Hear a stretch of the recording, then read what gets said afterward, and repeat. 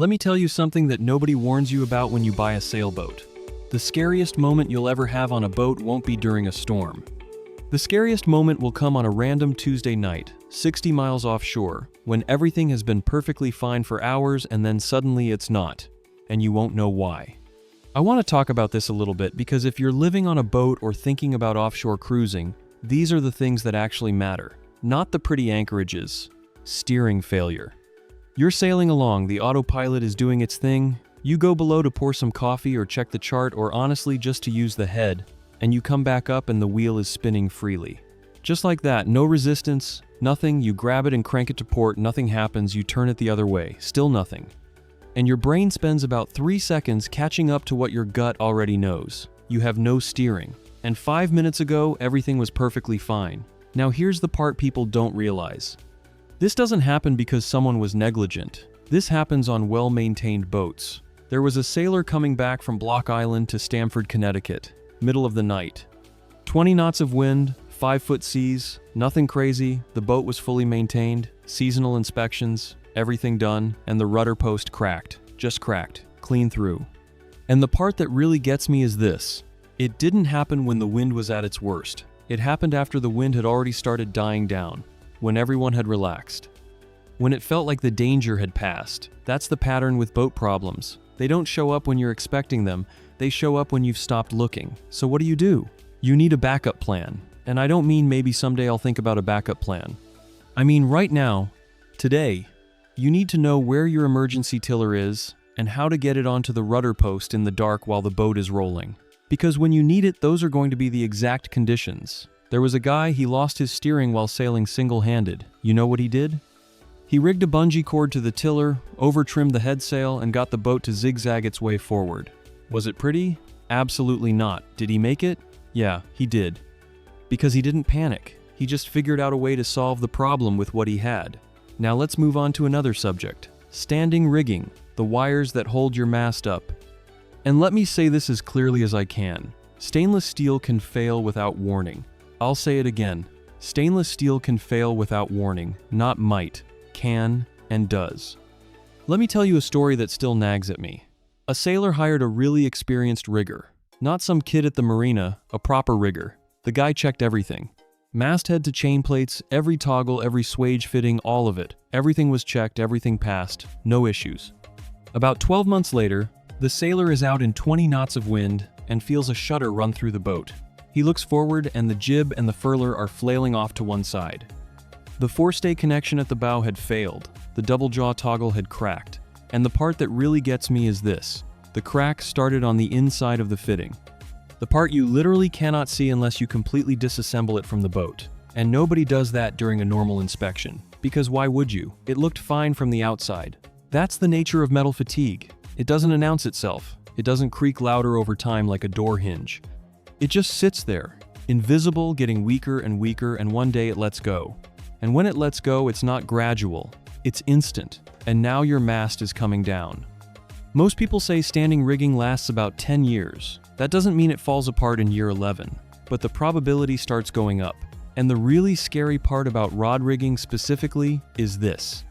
It can look absolutely perfect on the outside, but be riddled with microscopic stress cracks on the inside. You can't see them. You can't feel them. They're just there, waiting.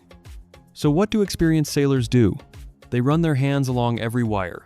They look for the tiniest rust stain near the swage ends. They become borderline obsessive about it. And you know what? They're right to be. Because this is one of those things where the cost of missing it is catastrophic. The autopilot is the thing people underestimate the most, in my opinion. And I get it. At the marina, the autopilot feels like a nice feature, like cruise control in your car. But here's the thing. If your cruise control fails on the highway, you put your hands on the steering wheel. No big deal. If your autopilot fails 800 miles offshore, in the middle of a 14-day passage, your life has fundamentally changed. Because here's the part most people don't think about. If you're a couple crossing an ocean, which is how most people do it, the autopilot is not a convenience. It's a crew member. It's the thing that holds the helm while one of you sleeps and the other keeps watch. Take that away and now someone needs to be on the helm 24 hours a day. Do the math. 2 people. 24 hours. Maybe 15 more days. That's not sailing anymore, that's survival. And the failure rates are real. On ocean crossings, Roughly 1 in 7 boats experiences a major autopilot failure. 1 in 7. Salt water gets into the processing unit. Water gets into the drive motor. Corrosion eats the power supply socket. None of this shows up when you test it on a sunny afternoon at the marina. It shows up on day 6, when you're exhausted and there's no repair shop for 1,000 miles in any direction. A retired Navy captain.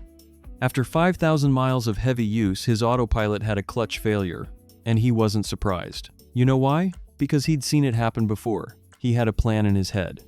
Most people don't. And there's something the old sailors know that doesn't get written in the brochures. When electronics die at sea, they're dead. That's it. You're not fixing a circuit board with a screwdriver and some tape. It's done. A mechanical wind vane, on the other hand, can be repaired at sea with basic tools and spare parts. Apparently there's a marine shop in the Azores with a pile of dead electronic autopilots out back. All of them failed during Atlantic crossings, just sitting there in a pile. That image tells you everything you need to know.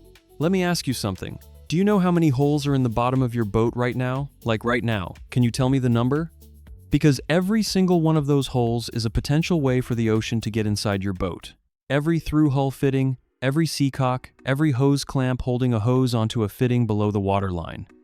Any one of them fails, and water is coming in. And it's coming in fast. There's a guy who went through this. He pulls his seacock out for servicing. The valve was working fine, no stiffness.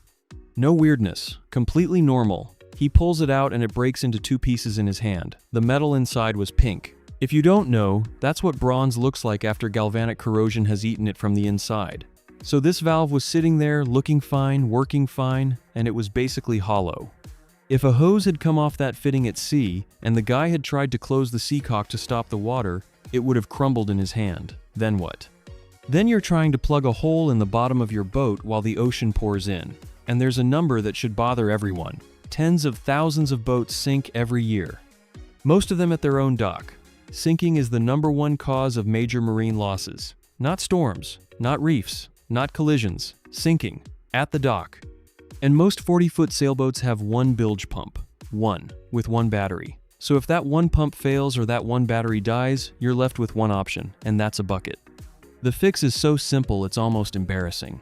Close your seacocks when you leave the boat. Know where every through hull is. Tie a wooden plug next to each one that's the right size. Exercise your seacocks regularly so they don't freeze open. Nobody talks about wooden plugs. That's why we need to stay alert in every sense and be prepared for everything. There's one last thing on my mind, and it's not about a specific system, it's about something far more dangerous than everything I just talked about. Good weather. I'm serious. The most dangerous thing that can happen to you on a boat is a long stretch of beautiful weather. Because you know what good weather does? It makes you stop checking. It makes people lazy. When everything works perfectly for 3 months straight, you stop running your hand along the rigging. You stop opening that awkward locker where the through hulls live. You stop wondering what happens if the autopilot dies at 2 in the morning. You stop being curious. And then one night, the barometer drops, the wind fills in from the wrong direction, and you learn exactly what you've been ignoring.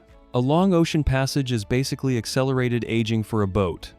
A shackle that breaks in 1 week at sea, sailing 24 hours a day, is the same shackle that would have broken after a few years of weekend sailing. The ocean doesn't create problems. It reveals the ones that were already there. It just speeds up the timeline. Every experienced sailor I've talked to says some version of the same thing. The boat doesn't owe you anything.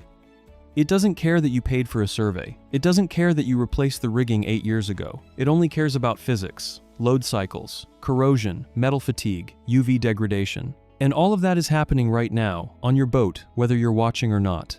The ones who survive out there, the ones who make the long passages and bring the boat home in one piece, they're not luckier than everyone else. They're more suspicious. They check things when everything looks fine. They have backup plans, and they have backup plans for those backup plans. They know the worst problems don't send a warning. So they live as if the warning already came. That's the deal. You and the boat. And it only works if you never fully trust it. Not because the boat is bad, but because the ocean doesn't forgive the things you didn't look at. You've probably experienced a lot of things by now. If you think there's something in this video that could be helpful to others, don't forget to share your thoughts in the comments. Also, if you liked the video, don't forget to subscribe and hit the like button.